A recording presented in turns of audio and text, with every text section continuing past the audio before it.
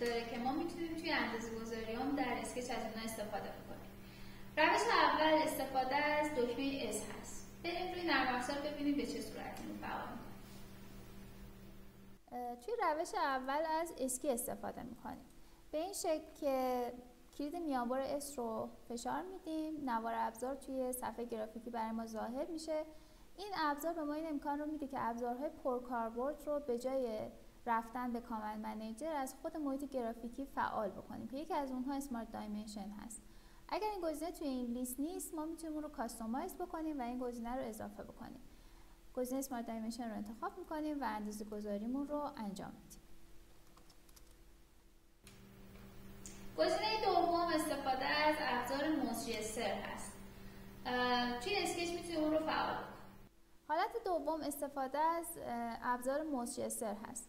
برای این کار راست کلیک میکنیم، درگ میکنیم توی صفحه، گزینه موسجستر برای ما فعال میشه و ما میتونیم گزینه اسمارت دایمنشن رو توی این گزینه ها تعریف بکنیم و از اون استفاده بکنیم.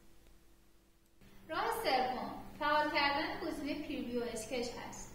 بریم ببینیم چطور از این گزینه میتونیم استفاده بکنیم. در روش سوم یک گزینه به سالدورک اضافه شده توی ورژن های اخیر.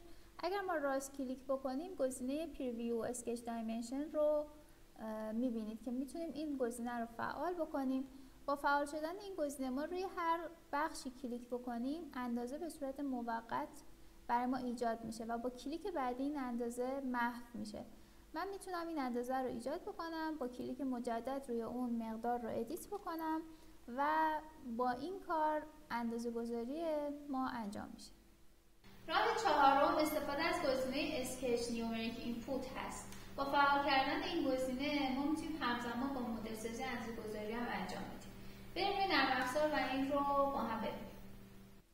در روش چهارم با رفتن به قسمت سیستم آپشنز، قسمت اسکچ و فعال کردن این دوتا گزینه Enable on Screen Numeric Input و تیک زیر اون و فعال کردن این دوتا، این امکان رو میتونیم برای خودمون ایجاد بکنیم که در هنگام مدل سازی همزمان با ایجاد اشکال ما میتونیم ابعاد اون رو هم توی این کادرهای اندازه ایجاد بکنیم و به این ترتیب علاوه بر اینکه مدل سازی رو انجام میدیم اندازه گذاری ها هم به طور همزمان انجام میشه و این باعث میشه که سرعت مدل سازی ما افزایش پیدا بکنه.